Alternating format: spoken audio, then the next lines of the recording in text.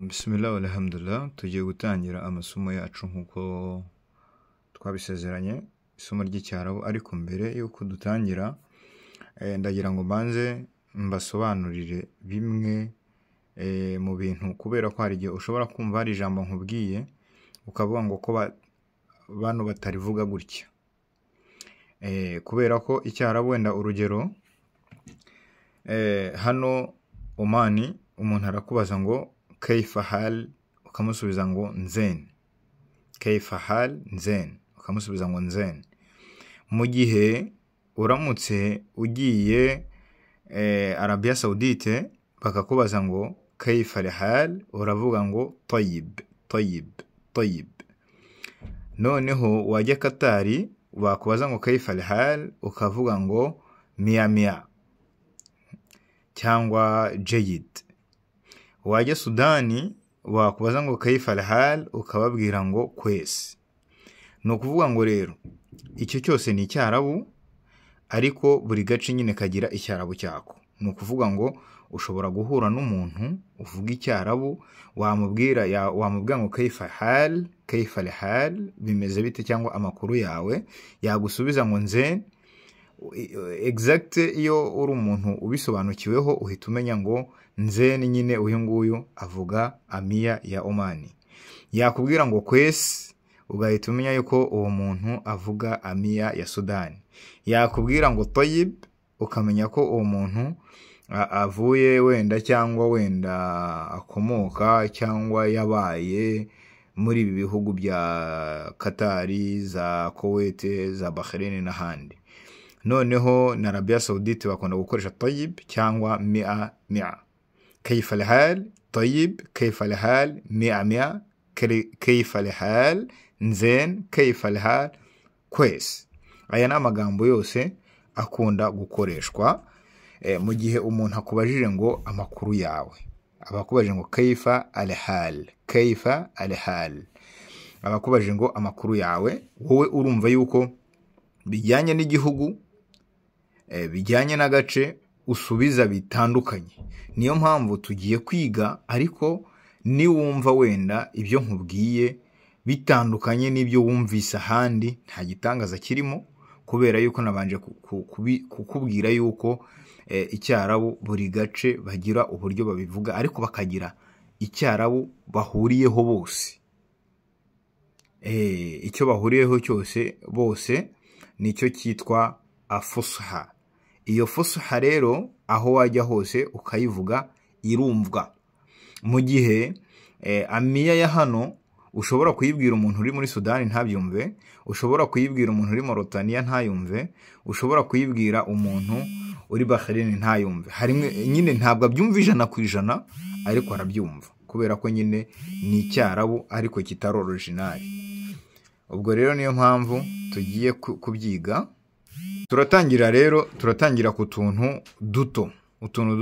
Uyu munsi turiga amagambo 2 cyangwa 3, aho umuntu ashobora kubwira bosi we ngo ndashaka amavuta yo kwisiga. Ndashaka amavuta yo kwisiga. Ana uridu zeytirijismi. Zetirijismi.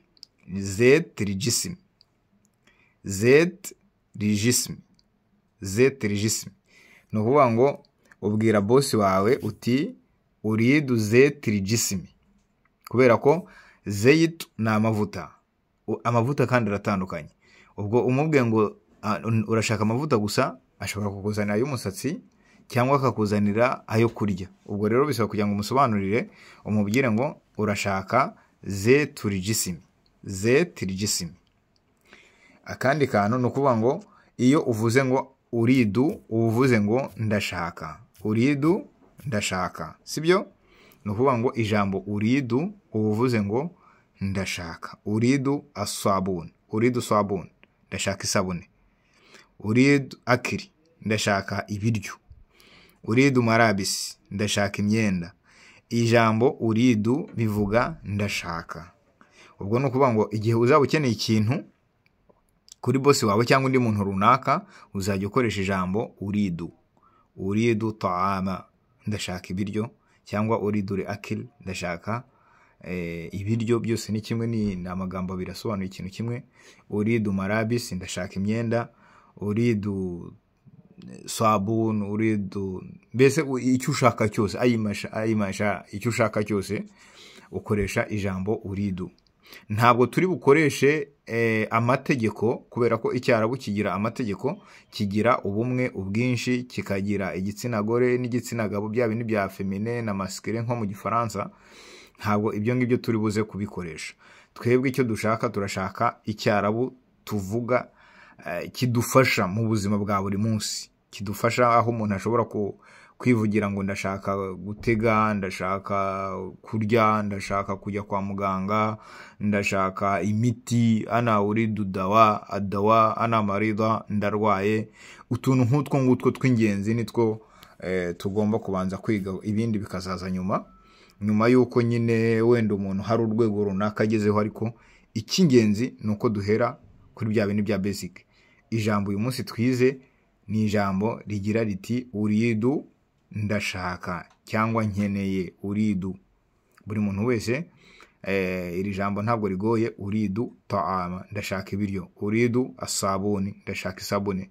Uridu